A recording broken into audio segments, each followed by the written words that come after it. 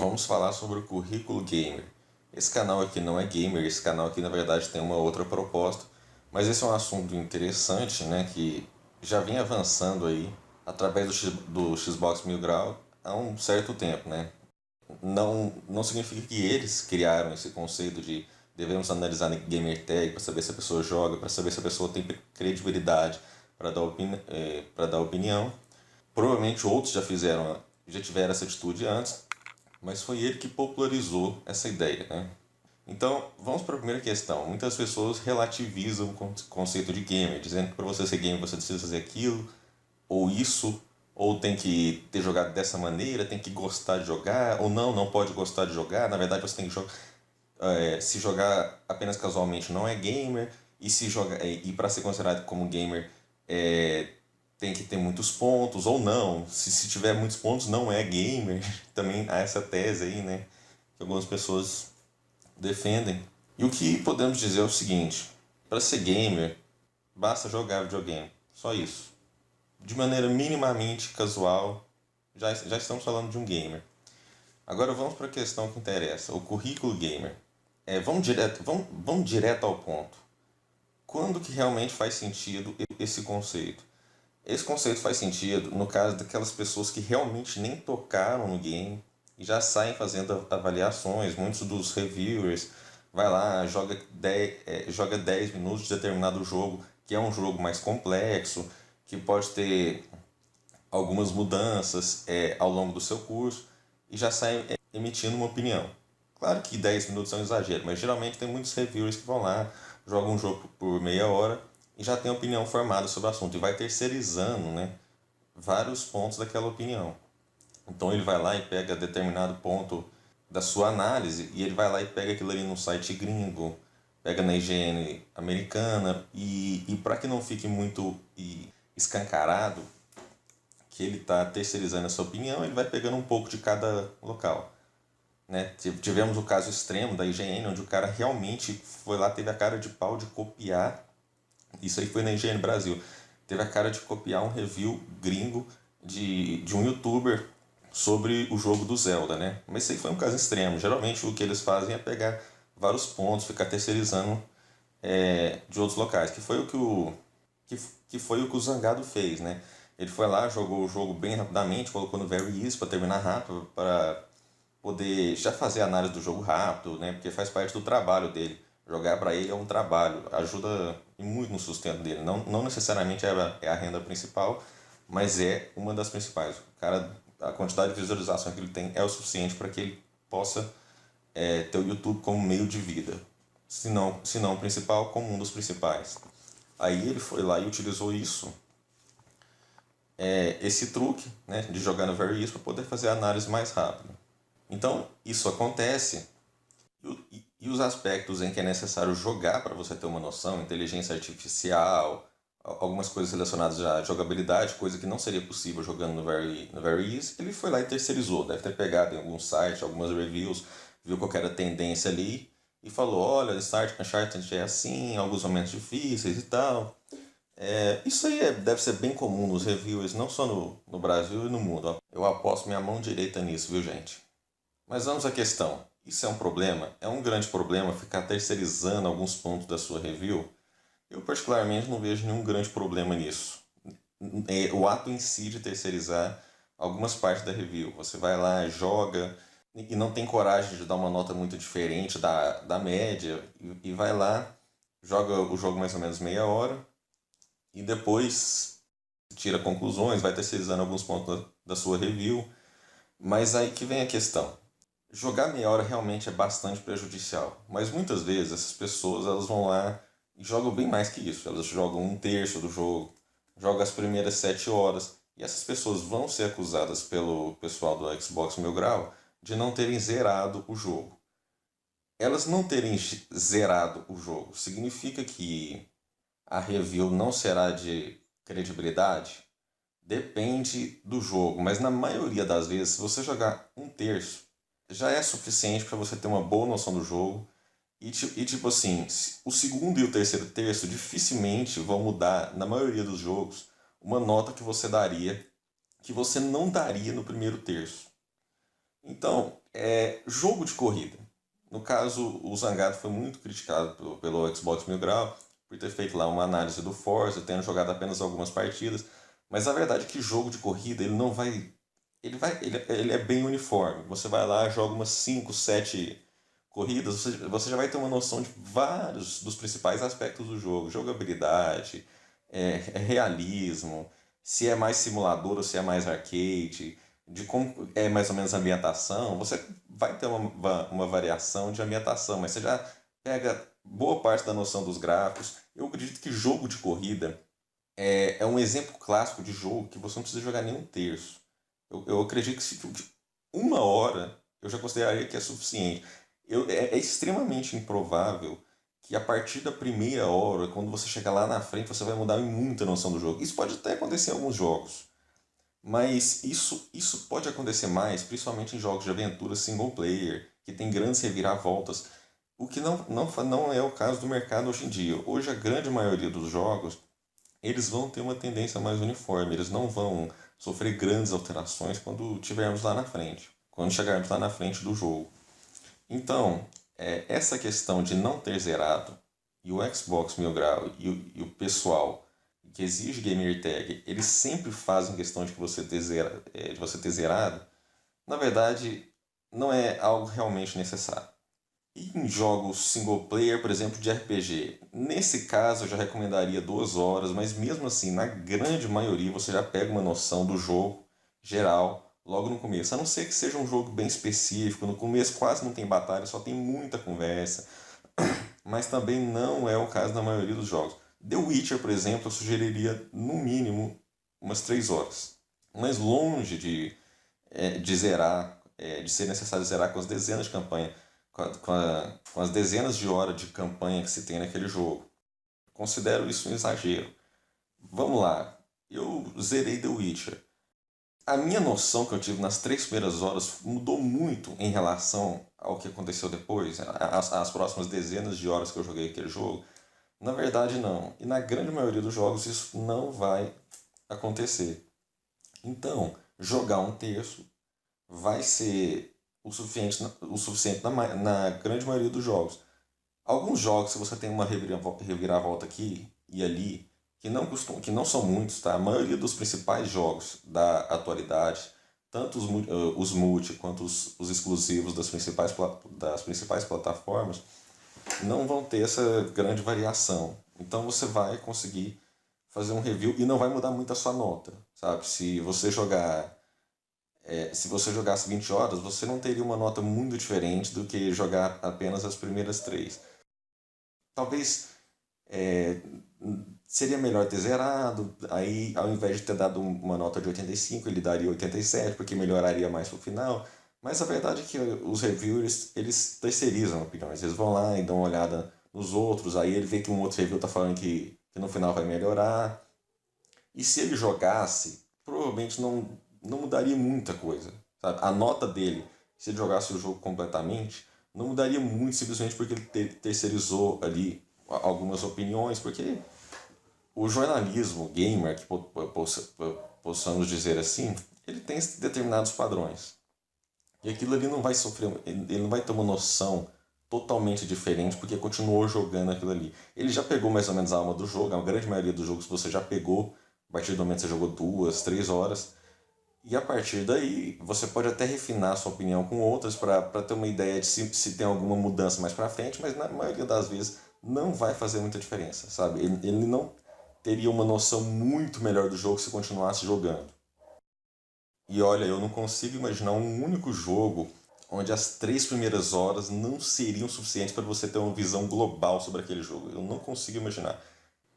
Isso na verdade é mais comum em séries, né? Você tem ali uma primeira temporada que começa ruim, depois no quinto episódio melhora, aí depois a segunda temporada fica meio morna, na terceira melhora muito, e na quarta já fica decadente. Em série você tem uma grande variação, mas videogame, meu amigo, videogame costuma ser um negócio mais uniforme mesmo. Uma das raras, uma das raras exceções que eu poderia pensar é God of War 2. Muitos poderiam considerar que ele fica bem melhor no final, mas mesmo assim toda aquela tendência, toda a base geral do jogo, que serve como padrão de avaliação, ela também é meio uniforme. Vamos supor que quem jogou apenas as 4 primeiras horas do God of War 2, talvez daria o quê? 90. Aí, se você tiver jogado o jogo inteiro, você talvez dê um 92. Provavelmente um 91. Não vai ter uma variação muito grande, não. Há jogos que, por serem mais complexos, você vai precisar no mínimo aí umas 2 horas, não tem muita conversa no meio, vai sofrendo algumas alterações, mas realmente não.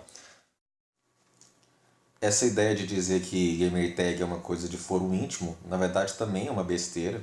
Gamer tag, ID, nem de longe se equipara a algo mais íntimo, a fotos que você compartilha com amigos, ou então a algumas informações privilegiadas sobre a sua vida pessoal, com quem você está. Não, não. São simplesmente é um histórico que vai mostrar quais jogos você jogou, quais conquistas você desbloqueou, o que você fez naquele jogo, muitas vezes quantas horas, né? No caso do Nintendo Switch mostra quantas horas, pelo menos isso, né? Melhor do que nada, pelo menos dá para ter alguma noção, se pelo menos jogou. Eu até concordo com a ideia de verificar se a pessoa jogou um determinado tempo ou não. Caso realmente tenha jogado quase nada, 10, 15 minutos, eu até endosso a ideia do Mil Grau, mas eu não acho que a ideia dele possa se estender para quem não zerou, como é o fato, como é o que eles fazem, né? Eles têm essa postura. Considerar isso como foro íntimo, inclusive foi utilizado pela menina, né? Ela acabou fazendo a utilização de um discurso feminista, né? E o pessoal endossou isso, dizendo que aquilo ali só estava acontecendo porque ela era mulher, sendo que quem acompanha essa saga de gamer tags aí, que já tem acontecido há um tempo, sabe, né? Que o Mil Grau ele já fez isso com vários homens, inclusive na grande maioria das vezes foi homens que foram vitimados, digamos assim, por essa ideia de exigir gamer tag. Aí essa questão de utilizar discurso de gênero, orientação sexual, utilizar um discurso do qual eu estou sendo vítima de preconceito, é padrão sempre que uma mulher, um negro, um gay ou alguém de uma minoria é confrontado. Então isso aí é absolutamente esperado. É absolutamente esperado que ela dissesse que estava sofrendo assédio, chegou a utilizar assédio moral, pelo menos não utilizou assédio sexual, né? Mesmo porque ficaria mais bizarro ainda. Então, mas muitos jornalistas, né, que têm essa certa tendência de justiceiro social, de sempre acreditar que há sempre um componente homofóbico, machista ou algo do tipo, endossaram, né, essa ideia. Isso não significa que está excluída totalmente essa possibilidade, né, de ter algum componente preconceituoso em alguma abordagem. No caso de pedir a gamer tag, não há problema, né? O problema, por exemplo, foi, por exemplo, numa das respostas da Mil Grau, onde ele confrontou o Easy Nobre, né, e o Easy Nobre estava defendendo a menina da IGN, ali nós temos uma situação que poderia sim ser considerada como machismo, que é o fato do Tiff ter dito que o Easy Nobre estava perdendo a transa. Ele está meio que dando a ideia de que o único motivo de o Easy Nobre estar defendendo a menina é pelo fato dela ser mulher. Isso aí poderia ser enquadrado como uma questão machista, mas não é a questão principal. Pedir gamer tag de uma mulher ou de um homem é algo legítimo quando se trata de um reviewer, pelo menos para saber se deu alguma jogada, mas como eu já disse, não é necessário obrigatoriamente zerar o game. Agora vamos para uma outra questão. A mídia como um todo, ela é sonista, ela é caixista, é nintendista? A resposta é a seguinte, a mídia de fato é sonista mesmo, sabe? Ela tem uma tendência a puxar mais sardinha para o PlayStation, os fatores são vários. Não acho que o fator econômico seja o principal, não acho que a Sony realmente esteja fazendo grandes reformas nos estúdios do jornalismo gamer. O que eu acredito há toda uma mistura de nostalgia, né? Os jornalistas de hoje, eles foram adolescentes que tiveram PlayStation 1, eu também tive, ficam se lembrando de grandes clássicos, sempre torceram para o PlayStation. Muitos, mesmo na geração passada, onde o Xbox estava melhor, o Xbox 360, ele estava numa situação melhor que o PlayStation 3, provavelmente eles tiveram PlayStation 3, já endossavam PlayStation 3 naquela época e mantiveram essa postura através de uma preferência pelo fato PlayStation 3 ter jogos que mais desagradam, né? Costuma ter sempre uma maior variedade de franquias japonesas, e essas franquias japonesas são importantes. Eu, por exemplo, não gosto de abrir mão delas. É bom você ter esse, esses jogos a mais, né? Que não costumam sair pro Xbox, porque o Xbox não tem uma boa relação com o Japão. E através de outros fatores e tal, isso tudo vai fazer com que a mídia tenha uma tendência a proteger mais o PlayStation, de fazer controle de danos, de o mesmo aspecto que vale para o Xbox não vai valer necessariamente para o PlayStation. E isso é uma tendência que se observa no mundo dos games, no mundo da política, no mundo do futebol. Não tem jeito, cara. Imparcialidade é uma coisa que precisa ser muito bem treinada pela mente. Para você ser parcial, o ser humano ele não tem uma capacidade natural de ser imparcial. Essa é uma capacidade que precisa ser aprendida e depois treinada. Muita gente acha que é imparcial, mas não é, mas é doutrinador. E isso aí é um assunto que poderia estender para muito longe do mundo dos games, sabe? Isso é um assunto que poderia envolver religião, escola, toda essa questão de escola sem partido, de que não conseguem ser imparcial. E de fato, grande parte da mídia demonstra claramente que eles torcem para o PlayStation. Tivemos aqui até algumas situações esdrúxulas, como o fato de que a Xbox Live nos últimos anos ela sempre forneceu jogos muito melhores do que a PSN, do que a PSN Plus, né? Aí durante um mês lá que saiu um bom jogo para o PlayStation, saiu um ou dois jogos, que na verdade eram jogos mais ou menos.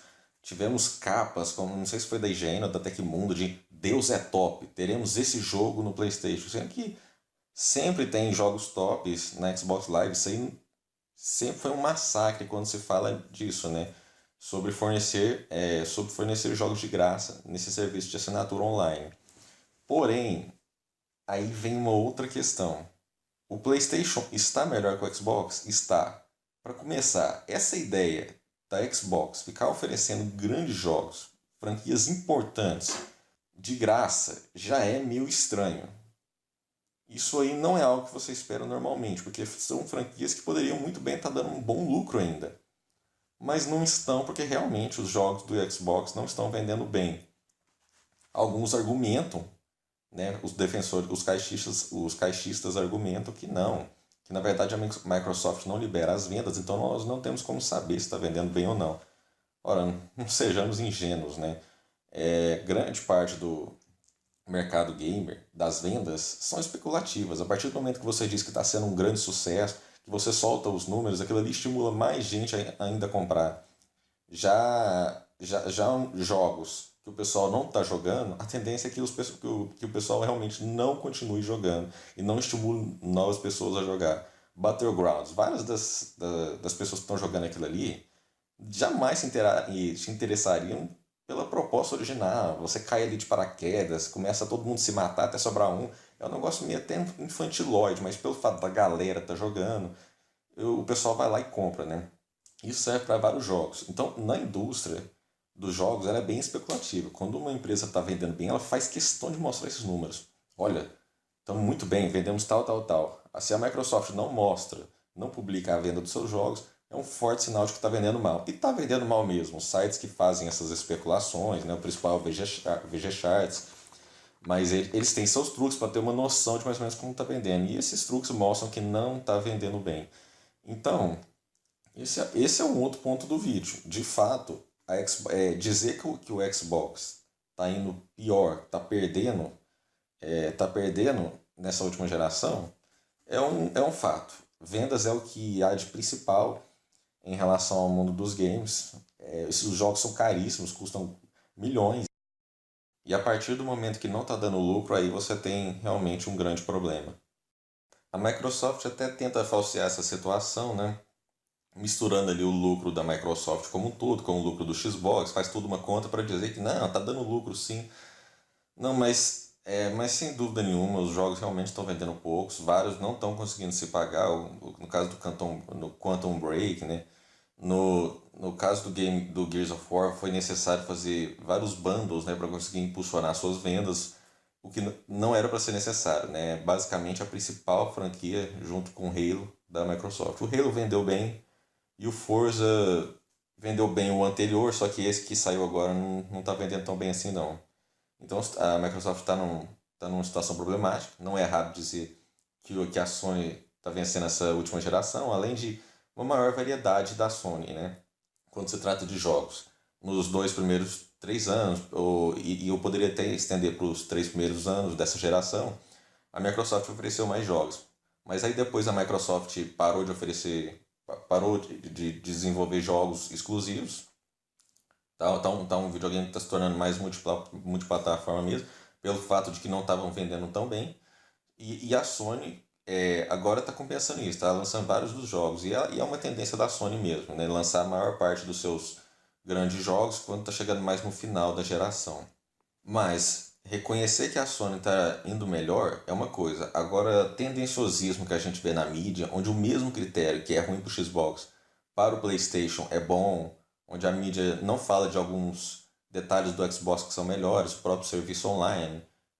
A grande maioria das pessoas concordariam que o controle do Xbox é melhor. Eu realmente considero. Já tive os dois e do Xbox realmente é superior.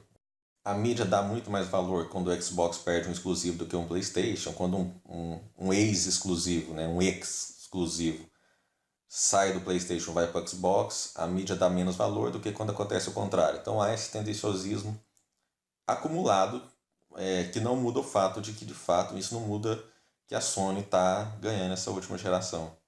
Então a questão chave no nosso caso aqui no Brasil é se você é um cara mais pobre, que não tem dinheiro, que quer ter ali um videogame, quer ter muito e quer fazer a assinatura da live e tal, poder ganhar vários jogos de graça, ter um bom serviço, sem menor sombra de dúvidas, o videogame que você deve escolher é o Xbox, mas se você quer mais exclusivos, alguns jogos mais diversificados, as franquias japonesas têm muita coisa boa a oferecer, que frequentemente esse tipo de jogo não vai sair no Xbox, aí no caso você escolhe o PlayStation.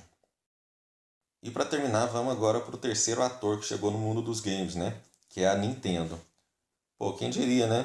Nintendo, depois de todo o fracasso que foi o Nintendo Wii U, todo o fracasso de vendas, agora tá vindo com tudo, arrebentando, vendendo muitos Nintendo Switch. Há inclusive um rumor forte de que vão vender 2 milhões de Switches por mês. Isso é tudo muito interessante, porque é uma coisa que o mercado estava precisando, né? A Sony já estava começando a dominar o mercado de games e tudo que a Sony estava precisando realmente era de concorrência. E multi, o Nintendo precisa de multi? Olha, para vender muito bem, ele não precisa de multi. Os exclusivos da Nintendo já são suficientes, mesmo porque grande parte do pessoal gamer já tem, né? Ou o Xbox, já tem o PlayStation, já vai poder jogar os multi nesse videogame. E a Nintendo Switch entraria aí como console secundário. Porém, se a Nintendo realmente quiser bater de frente com a Sony, que ela quiser realmente vender uma quantidade semelhante de videogames em relação, e jogos também, comparado com o que a Sony vendeu no mesmo período, claro que essa geração não tem mais jeito, né? Já estamos indo aí para o quarto ano de geração, é, a, a, o PlayStation vai ter vendido mais. Mas se compararmos no mesmo tempo, para que a Nintendo tenha um desempenho semelhante, ela vai precisar sim de multi, pelo fato de que os jogos só da Nintendo sozinhos não vão fazer com que as pessoas paguem um preço de console de mesa. E ele tem um preço de console de mesa, o Nintendo Switch. Não é igual o 3DS, por exemplo, que é mais barato. Então era possível vender aquela grande quantidade de videogames. Não, aqui você tem um console de mesa.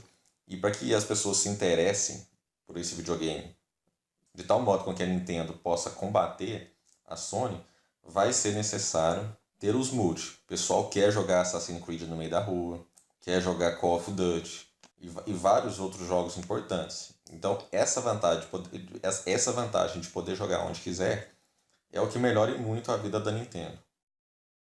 A época onde a Nintendo realmente mandava no pedaço, que foi os anos 90, foi quando ela tinha, né, os exclusivos, mais todos os principais multis. E no caso de não ter multi, mesmo assim o pessoal compra.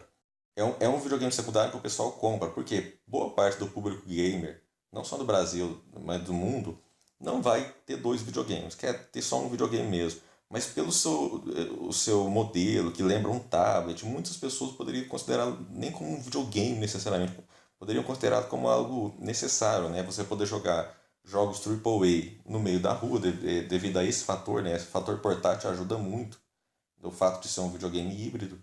Isso dá uma boa vantagem para a Nintendo. Agora vamos falar da potência. Tem gente aí dizendo que na verdade o Switch ele é quase tão potente quanto o Xbox One e o PlayStation 4. É bom já desmistificar isso logo. Estão aí utilizando dados relacionados até teraflops, falando que o Switch tem 1 teraflop, mas a verdade é que ele só tem meio teraflop. O Switch ele opera em FP16, diferentemente do PS4 e Xbox One que operam em FP32. Então, para eles, 1.3, 1.8 teraflops é 1.3, 1.8 teraflops mesmo. No caso do Nintendo Switch, não. 1 teraflop equivale a meio teraflop. Então, o Switch não tem uma potência semelhante aos outros videogames. Os jogos que vão sair para o Switch precisam ser bem otimizados, isso envolve inclusive maiores custos, mas se está vendendo muito bem, e eu acredito que vai continuar vendendo muito bem, as empresas vão arcar com os custos. No final, tudo gira em volta do dinheiro. Se a Nintendo continuar vendendo bem, e a tendência é essa, isso vai ser impulsionado pelo Mario Odyssey, que tem boas chances, por mais bizarro que pareça, de ganhar o jogo do ano, tirar esse título do Zelda, que é da própria Nintendo. Ou seja, imagina, os dois principais jogos do ano serem da Nintendo. Existe uma boa possibilidade disso acontecer. Isso vai impulsionar ainda mais as vendas do console. Mas é aquela questão, para poder vender o que o PlayStation 4 vendeu no mesmo período, ou seja, na mesma quantidade de anos, vai precisar dos multis. Porque os jogos da Nintendo, eles são quase que de nicho. Tirando o Zelda, que é um jogo que o pessoal gosta, tem Xenoblade Chronicles, mas você tem coisas equivalentes no PC, no PlayStation 4, Xbox One. Os jogos da Nintendo, boa parte deles tem uma temática mais infantil mesmo. São jogos difíceis, mas são muito cartoonizados. E eles por si só não vão atrair uma grande quantidade de pessoas a pagar o preço de um console de mesa. Se fosse um console portátil, somente portátil, com preço de portátil, o pessoal até pagaria. Mas se o Nintendo Switch quiser ir mais longe, ele vai precisar de multis. Os exclusivos da Nintendo, Mario, Zelda, Xenoblade Chronicles, Saga Pokémon, por si só não vão fazer com que em 4 anos, em um intervalo semelhante de tempo, a Nintendo consiga vender aí 60 milhões de consoles. E olha que o número de 60 milhões está desatualizado. Logo, logo nós faremos 4 anos dessa última geração e podemos até chutar aí uns quase 70 milhões de PlayStation 4. O Nintendo Switch não vai conseguir isso apenas com seus exclusivos, por mais que seja interessante você poder jogar em qualquer lugar e toda a proposta que esse videogame tem. E já está indo bem, né? Já conquistou a Bethesda. Eu acredito que a Ubisoft logo logo vai entrar no barco, né? Ela tinha saído, ela estava no barco do Nintendo Wii U e eu acredito que ela vai voltar e o Switch tem tudo para avançar. No caso do Xbox, isso infelizmente não será possível. O Xbox não vai conseguir resgatar a sua credibilidade nessa geração. Vai ter que pensar na próxima. Essa geração PlayStation já ganhou. O Phil até está tentando aí algumas cartas na manga, tentando uma aproximação com o pessoal japonês, mas a situação no Japão é uma catástrofe, cara. O Japão ele é um dos principais países relacionados ao mundo dos games. O Japão inteiro ele vende uma quantidade de jogos semelhante ao que se vende na Europa, nos Estados Unidos, em praticamente toda a Europa. Então o Japão é uma grande potência do mercado de games. E lá o Xbox One vende seus videogames e jogos na faixa de dezenas, sabe? Enquanto o Nintendo Switch, o PlayStation, muitas vezes na faixa de milhares e determinados jogos na faixa de milhões. Então, 1 milhão. Milhões é exagero. Milhões é no mundo inteiro. Então, quem realmente tem chance de bater de frente com o PlayStation é o Nintendo Switch.